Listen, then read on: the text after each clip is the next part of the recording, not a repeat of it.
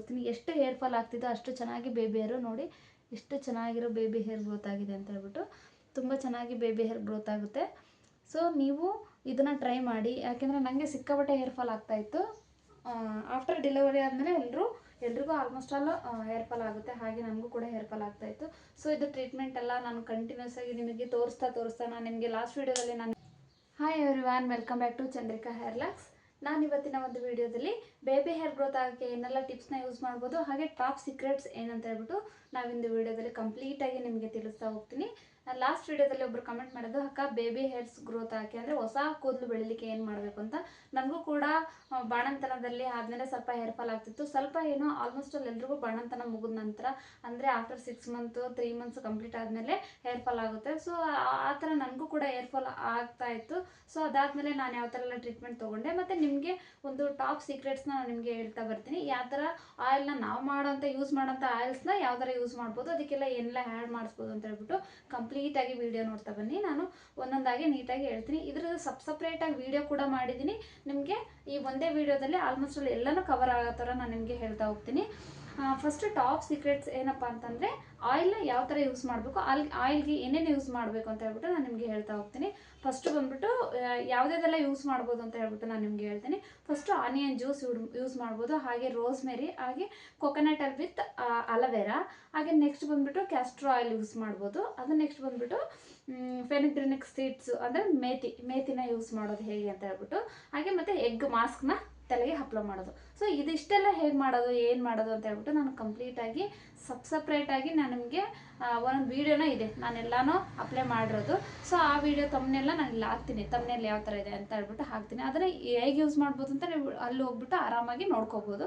So ನಾನು ನಿಮಗೆ ಸಿಂಪಲ್ಲಾಗಿ ಹಾಗೆ ಇಲ್ಲಿ ಕೂಡ ಎಕ್ಸ್ಪ್ಲೇನ್ ಮಾಡ್ತೀನಿ. ಫಸ್ಟು ಆನಿಯನ್ ಜ್ಯೂಸ್ನ ಹೇಗೆ ಅಪ್ಲೈ ಮಾಡಬೇಕು ಅಂದರೆ, ಆನಿಯನ್ನ ಚೆನ್ನಾಗಿ ತುರ್ಕೊಬಿಟ್ಟು ಅದ್ರ ರಸನ ಇಂಟ್ಕೊಬಿಟ್ಟು ಆ ರಸನ ಸ್ಕಾಲ್ಪಿಗೆ ಹಾಕಿ ಮಸಾಜ್ ಮಾಡೋದ್ರಿಂದ ಬೇಬಿ ಹೇರ್ ಗ್ರೋತ್ ಆಗಿ ಚೆನ್ನಾಗಿ ಹೆಲ್ಪ್ ಆಗುತ್ತೆ.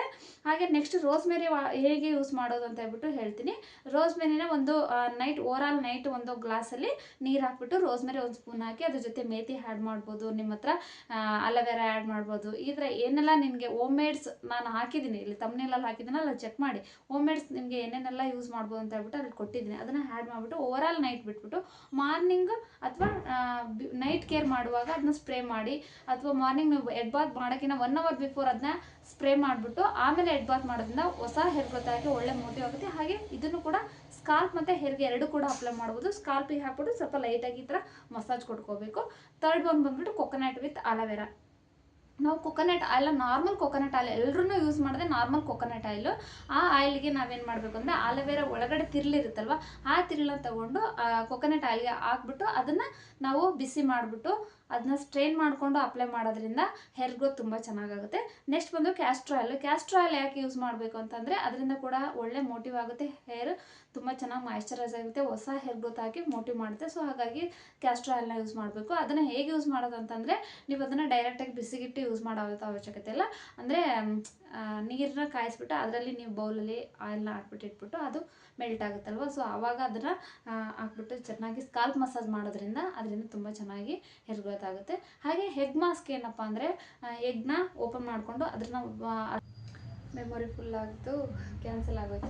ಸೊ ಎಗ್ನ ನಾವೇನು ಮಾಡಬೇಕಂದ್ರೆ, ಓಪನ್ ಮಾಡಿಕೊಂಡು ಅದು ವೈಟ್ ಇರುತ್ತಲ್ವ ಅದನ್ನ ತೊಗೊಂಡು ನೀಟಾಗಿ ನೀವು ಮೆಹಂದಿ ಜೊತೆನಾದರೆ ಆ್ಯಡ್ ಮಾಡ್ಕೋಬೋದು, ಇಲ್ಲಾಂದರೆ ಹಾಗೆ ಕೂಡ ಹಾಕಿ ನೀಟಾಗಿ ಸ್ಕಾಲ್ಪಿಗೆಲ್ಲ ಅಪ್ಲೈ ಮಾಡಿ ಹೇರ್ಸ್ಗೆಲ್ಲ ಅಪ್ಲೈ ಮಾಡೋದ್ರಿಂದ ತುಂಬ ಹೇರ್ಸ್ ಕೂಡ ನೈಸ್ ಆಗುತ್ತೆ. ಹಾಗೆ ಬೇಬಿ ಹೇರ್ ಗ್ರೋತ್ ಆಗೋಕ್ಕೆ ತುಂಬ ಹೆಲ್ಪ್ ಆಗುತ್ತೆ. ನನಗೆ ಬೇಬಿ ಹೇರ್ ಗ್ರೋತ್ ಆಗಿರೋದು ನಾನು ತೋರಿಸ್ತೀನಿ. ಎಷ್ಟು ಹೇರ್ ಫಾಲ್ ಆಗ್ತಿದ್ದೋ ಅಷ್ಟು ಚೆನ್ನಾಗಿ ಬೇಬಿ ಹೇರು ನೋಡಿ, ಎಷ್ಟು ಚೆನ್ನಾಗಿರೋ ಬೇಬಿ ಹೇರ್ ಗ್ರೋತ್ ಆಗಿದೆ ಅಂತ ಹೇಳ್ಬಿಟ್ಟು. ತುಂಬ ಚೆನ್ನಾಗಿ ಬೇಬಿ ಹೇರ್ ಗ್ರೋತ್ ಆಗುತ್ತೆ. ಸೊ ನೀವು ಇದನ್ನು ಟ್ರೈ ಮಾಡಿ. ಯಾಕೆಂದರೆ ನನಗೆ ಸಿಕ್ಕಾಪಟ್ಟೆ ಹೇರ್ ಫಾಲ್ ಆಗ್ತಾಯಿತ್ತು. ಆಫ್ಟರ್ ಡೆಲಿವರಿ ಆದಮೇಲೆ ಎಲ್ರಿಗೂ ಆಲ್ಮೋಸ್ಟ್ ಆಲ್ ಹೇರ್ ಫಾಲ್ ಆಗುತ್ತೆ. ಹಾಗೆ ನನಗೂ ಕೂಡ ಹೇರ್ ಫಾಲ್ ಆಗ್ತಾಯಿತ್ತು. ಸೊ ಇದು ಟ್ರೀಟ್ಮೆಂಟ್ ಎಲ್ಲ ನಾನು ಕಂಟಿನ್ಯೂಸ್ ಆಗಿ ನಿಮಗೆ ತೋರಿಸ್ತಾ ನಾನು ನಿಮಗೆ ಲಾಸ್ಟ್ ವೀಡಿಯೋದಲ್ಲಿ ನಾನು ನಿಮಗೆ ತೋರಿಸಿದ್ದೀನಿ ಕೂಡ, ನನಗೆ ಎಷ್ಟು ಹೇರ್ ಫಾಲ್ ಆಗ್ತಾಯಿತ್ತು, ಹೇಗೆ ಮೇಂಟೈನ್ ಆಗ್ತದೆ ಅಂತ. ಆಲ್ಮೋಸ್ಟ್ ಆಲ್ ಹಾರ್ಮೋನ್ ಇಂಬ್ಯಾಲೆನ್ಸ್ ಆಗಿ ಇದೆಲ್ಲ ಆಗ್ತಾ ಇರುತ್ತೆ.